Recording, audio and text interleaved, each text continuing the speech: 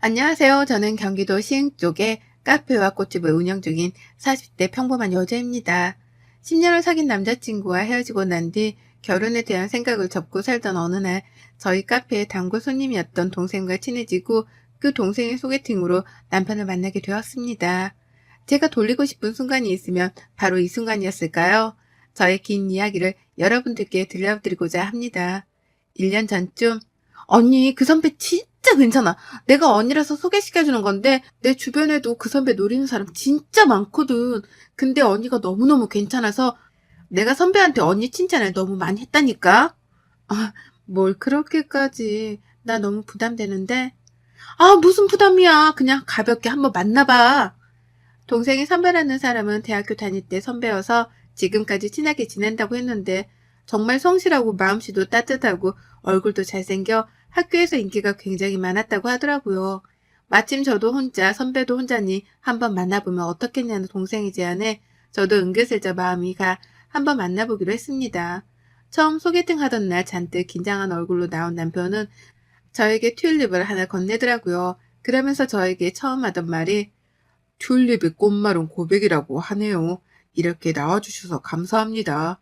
라는 말에 우리는 그 이후부터 연인이 되었습니다. 평범한 직장인이었던 남편은 성실하고 또 성실해 회사에서도 인정받은 사람이었는데요.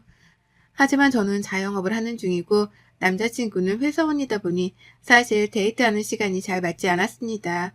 저 같은 경우에는 휴일 주말이 가장 피크이기 때문에 쉴 수 없고 남자친구는 주말이나 휴일에는 쉬기 때문에 데이트가 가능해서 속으로는 이렇게 생활 패턴이 다른데 우리가 잘 만날 수 있을까 라는 생각이 문득문득 들기도 했죠. 하지만 남자친구는 저의 시간에 다 맞춰주었고 그런 그의 마음에 내 생에 결혼이란 건 없을 줄 알았지만 그 마음이 또 새록새록 생겨나더군요. 그 사람 집에 처음 인사 가던 날 직접 만든 꽃다발을 들고 찾아뵈었는데요. 웃으며 반겨주었습니다. 하지만 그 사람 집에 다녀온 뒤 저는 걱정이 더 많아졌습니다. 저도 나이가 있는지라 사실 늦게 결혼하는 거 조금은 안정적으로 시작하고 싶었지만 그 사람 집은 시아버지가 오랫동안 사업을 하다가 코로나로 인해 폐업을 하시고 집이 많이 어려워졌다고 하더군요. 저희 집은 그래도 유복하게 살았던 편이라 부모님 두 분 다 노후 걱정이 없고 신축 빌라를 매입해 월세를 받아서 노후를 준비하셔서 제가 걱정할 게 없지만 그 사람네 집은 부모님이 지금 일을 하지 못하고 있고 군대 간 동생까지 있다고 하네요. 누가 보면 너무 속물 같다고 생각할 줄은 몰라도 사실 걱정이 되기는 했습니다. 하지만 그런 걱정도 무색하다고 해야 할까요?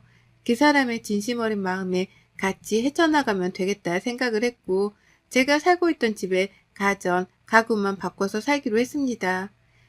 결혼 생활이 시작되었고 제가 늦게 끝나고 오는 날이면 남편은 회사 갔다 와서 집 청소에 심지어는 저녁까지 만들어 이런 게 바로 행복이구나 느끼게 해주더라고요.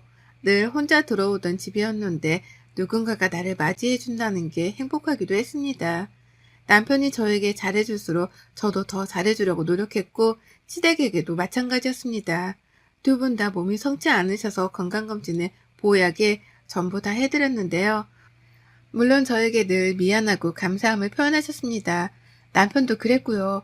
당연히 남편보다 저는 어느 정도 자리를 잡은 터라 수입이 일정적이었고 사실 사업이 잘 되면 직장 다닐 때보다는 더 많이 벌기 때문에 제가 좀 더 쓰면 된다고 생각했거든요.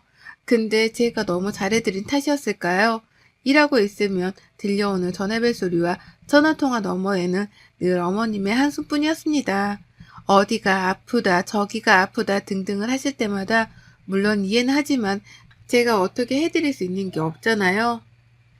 그럴 때마다 용돈도 보내드리고 병원도 다녀오시라고 걱정도 많이 했죠. 그러다 갑자기 남편이 저에게 그러더라고요. 자기야, 우리 집에 부모님께 내가 생활비 드려둔 거 있는데 드려도 될까? 라고요. 그래. 얼마씩 드렸는데? 나 150 정도씩. 150만 원? 음, 엄마 아빠 둘 다 일 안 하시니까 생활이 잘 되지 않으니까 내가 그동안 드렸지. 근데 이번에 결혼하고 나서는 못 드리다가 엄마가 어저께 생활비 얘기하더라고. 근데 자기야, 150만 원은 지금 자기 월급에서 너무 많아. 아, 그렇긴 한데 자기가 버는 돈으로 같이 생활하고 내 돈으로 생활비 좀 드리면 되지. 내 돈이 무슨 그거야? 자기야, 왜 말을 그렇게 해? 우리 부부인데 이제. 됐어. 우선 알았어. 물론 두 분 다 일 안 하시는 건 알지만 한 달에 150이라니요. 이건 생활비가 아니라 거의 월급 수준이잖아요. 저희 부모님은 오히려 저에게 결혼하고 나서 현금 필요하면 말하라고 하는데 시부모님은 남편에게 돈 달라고 하시니까 좀 마음이 그렇더라고요. 근데 계속 주던 거라고 하니까 또 주지 말라고 할 수도 없고 그렇잖아요. 이제 그렇게 드리면 좀 돈 얘기 덜 하실까 해서 그냥 드리라고 했습니다. 이러려고 결혼한 건 아닌데 괜히 좀 후회가 되긴 했습니다. 그 이후에도 시어머니는 전화만 오면 저에게 꼭 하시는 말씀이 있어요. 아니 오늘 마트 갔다가 너무 오리고기가 맛있어 보이더라. 얘, 너희 주말에 뭐하니? 저 주말에 바빠서 출근해야 할 것 같아요. 그 일당 그러면 다녀오세요. 라고 좋게 말씀드렸죠. 너는 결혼해서도 일만 하니? 너 그 돈 다 어디다 쓰려고 하냐? 우리 좀 줘라. 그렇게 많으면. 예? 아니 장난이야. 장난도 못 치니? 이러시면서 계속 저한테 징징대면서 오리고기가 너무 드시고 싶다고 하시길래 남편에게 주말에 내가 못 가니 자기가 사드리고 오라고 제 카드를 줬습니다. 주말에 꽃 예약도 많고 카페도 사람이 많아 직원이랑 하는데도 정말 진이 다 빠지더라고요. 그리고 마감을 하고 이제서야 핸드폰을 보는데 핸드폰에 문자가 한 6개나 넘게 와 있더라고요. 짜르르 그 문자를 보는데 오리고기 98,000원, 백화점 25만원, 땡땡 브랜드 87,000원, 카페 25,000원 등등 찍혀있는데 화를 주체할 수가 없겠더라고요. 전화로 할 말은 아닌 것 같아 집에 가서 남편이 있길래 불러다가 이야기를 했습니다. 자기야, 오늘 카드를 얼마를 쓴 거야? 아, 자기야, 내가 말하려고 했는데 자기 주말에 바쁘니까. 아니, 밥 먹고 엄마 아빠랑 나왔는데 엄마가 잠바도 없고 아빠 신발도 너무 낡아서 또 안 사드릴 수 없잖아. 그래서 사드렸지. 장인 장모님 것도 사드리려고 했는데 전화드렸더니 괜찮다고 계속 그러시길래 못 샀어. 그래, 사드리는 건 좋아. 근데 자기 카드로 사지. 왜 내 카드로 사드려? 아, 며느리가 사준다고 하면 더 좋지. 그리고 우리 사이에 네 돈 내 돈이 어딨어. 자기가 그런 말 하면 너무 섭하다. 그건 아니지. 내가 직접 사드리는 것도 아닌데 자기가 왜 나서서 내 카드를 긁어? 우선 사드렸으니까 알겠어. 근데 다시는 이러지 마. 사드려도 내가 사드릴 테니까. 알았어. 엄마 아빠가 너무 좋아하셨어. 남의 눈치 없게 이야기를 계속하더라고요. 저는 죽어라 쉬지 않고 일만 하는데 남편은 저러니 사실 조금 남편한테 정이 떨어지기도 했습니다. 물론 부모님한테 뭐 사드리는 거 너무 좋아요. 근데 정말 이런 적이 자주 있거든요. 꼭 자기 카드 안 쓰고 제 카드 쓰고요. 이번에 따끔하게 말했으니 이제 알아들을 거라 생각했습니다. 근데 정말 알아들었을까요? 얼마 뒤에 또다시 일이 터졌습니다. 그날도 예약 주문이 너무 많아 한참 바쁘게 일하는데 카드 내역 문자에 250만 원이 찍히는 거예요. 저는 처음에 내 카드가 분실됐나? 나한테 있는데 도대체 이게 뭐지 해서 보니까 제가 남편한테 제 카드 만들면서 가족 카드로 하나 만들어준 게 있는데 그거였습니다. 근데 남편이 저한테 말도 없이 그렇게 큰 돈을 긁었을 리 없어 우선 예약 손님을 다 보내고 밖에 나가서 남편에게 전화를 걸었습니다. 자기야 지금 뭐해? 갑자기 이 큰 돈 뭐야? 자기가 쓴 거야? 무슨 돈? 아니 지금 내 카드에서 갑자기 250만 원이 결제되는데 자기가 쓴 거 아니면 자기 카드 잃어버렸어? 그거? 아니 자기 오면 이야기하려고 했는데 엄마가 냉장고가 망가져서 음식이 다 상했다 그래서 진짜 괜찮은 가격에 냉장고가 있길래 내 걸로 사드리려고 했는데 자기께 할인이 더 좋더라고. 그래가지고 말 못해서 미안해. 아니 진짜 왜 그래? 생활비도 드리고 다달이 내가 용돈도 조금씩 드리고 있는데 저번에 같이 쇼핑한 지 얼마 되지도 않았는데 갑자기 또 무슨 냉장고야. 자기야 도대체 왜 그래? 뭐 돈이 우리가 많아? 부자야? 근데 우리 엄마 아빠가 너무 그렇잖아 자기야. 망가졌다는데 어떻게 내가 돈 줄게. 아니 돈을 주고 말고가 문제가 아니라 나랑 상의를 하고 이런 행동을 해야 하는 거잖아. 왜 자꾸 자기 멋대로 하는 건데? 말하고 전화를 툭 끊었습니다. 점심도 못 먹고 일하는 저는 생각도 안 하고 오로지 자기 엄마 아빠만 생각하니 정말 눈물만 나왔습니다. 집에 와서도 두 번 다시 안 그런다며 남편은 손이 발이 되게 빌긴 해서 넘어가긴 했지만 진짜 못 믿겠더라고요.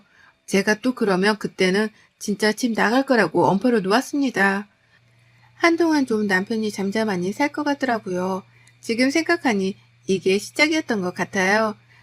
잠잠했던 제 생활은 남편과 시댁으로 인해 산산조각이 났으니까요. 그날은 참 구름 한 점 없을 만큼 날씨가 좋았습니다. 남편 동생, 저한테는 서방님이죠. 도련님이 제대하고 나서 이제 한참을 못 놀았으니 아직 20대니까 한참 놀 때잖아요. 시댁에 가면 매일 없고 그러더라고요. 그래서 저도 결혼하고 나서 사실 많이 보지는 못했거든요.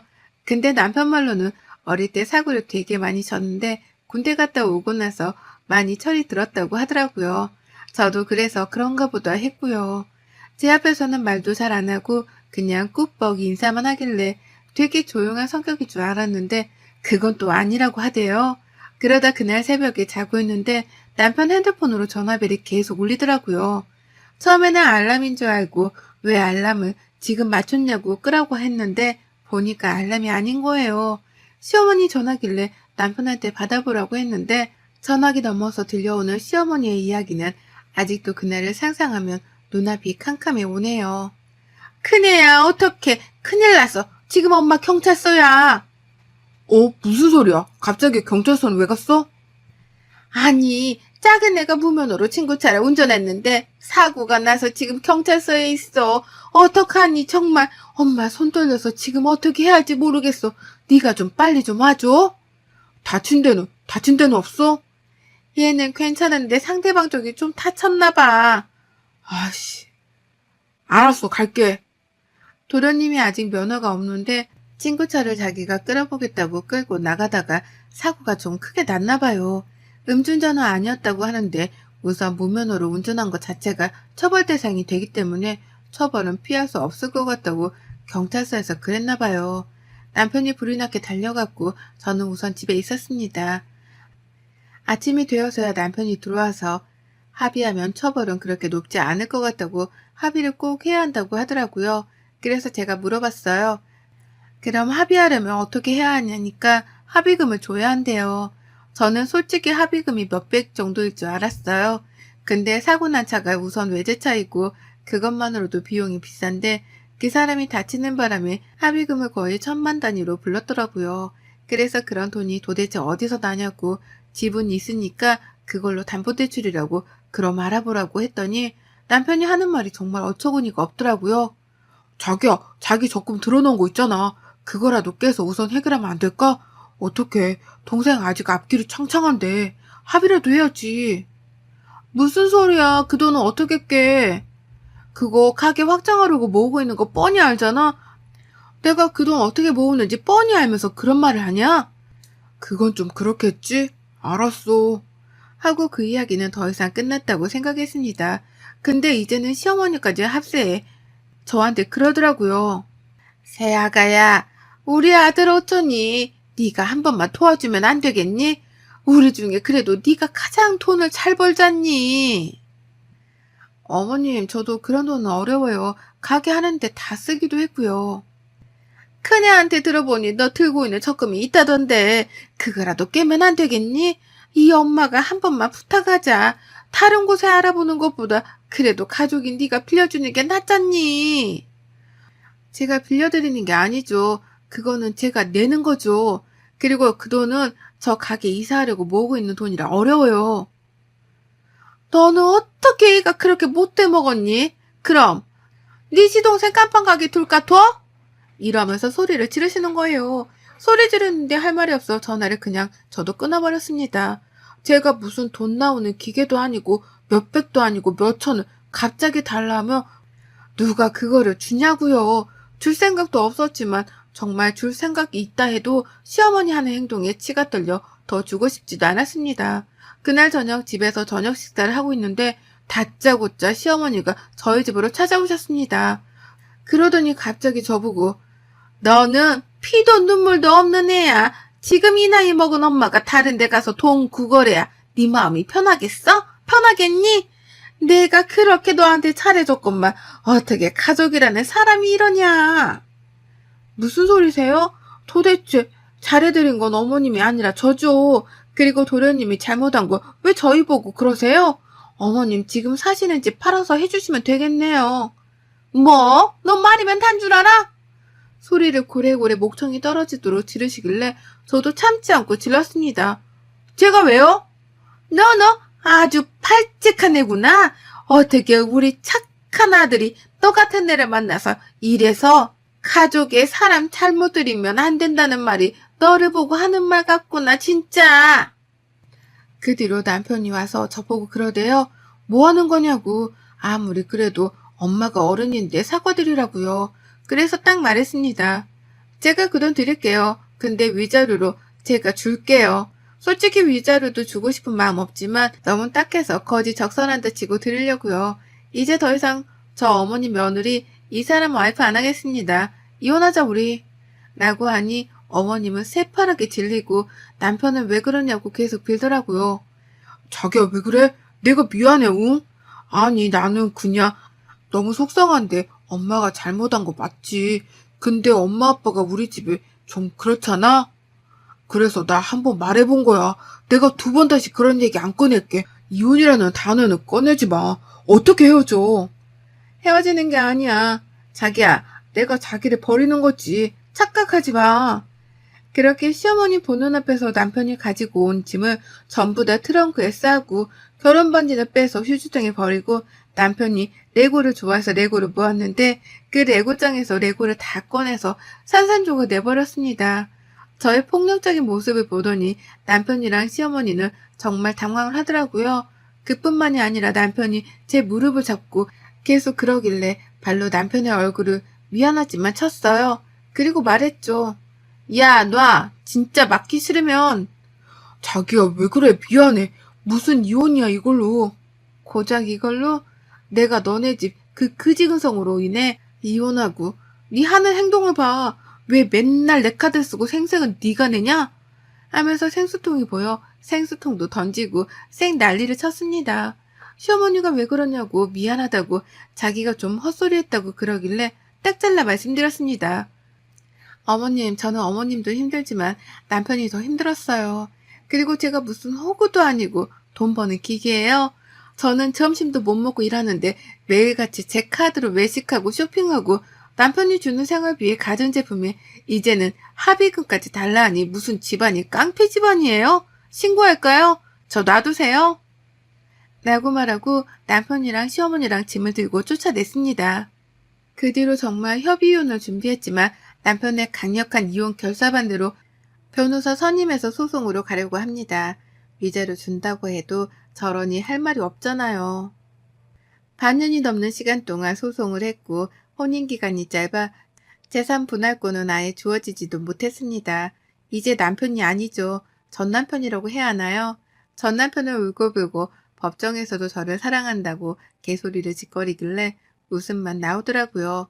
기나긴 싸움 끝에 저는 다시 혼자가 되었지만 마음은 정말 좋습니다. 그 뒤로 시어머니랑 남편은 집도 팔고 이사 갔다고 했는데 저번에 마트 갔는데 마트에서 전 시어머니를 딱 마주친 거 있죠? 거기서 청소 일을 하시는 것 같더라고요. 저를 보고 흠칫하시길래 그냥 왔습니다. 바로 저게 자업자득이라고 해요. 제가 며느리일 때는 어머님 일하는 게 너무 마음이 안 좋아서 제가 일하지 말라고 막 그러기도 하고 진짜 사고 싶은 거 있으시면 다 말씀하시라고 했는데 마트에서 그렇게 싫어하던 청소일 하니 말 다 했죠. 뭐 참, 그 집안 식구들도 불쌍하죠. 거지 같은 근성만 있어서 저러니깐요. 여러분들도 능력 있으시면 혼자 사세요. 정말 좋은 사람 아니면 이렇게 힘들답니다. 저는 지금 정말 행복해요. 여러분의 생각은 댓글로 남겨주세요. 오늘도 시청해주셔서 정말 감사합니다.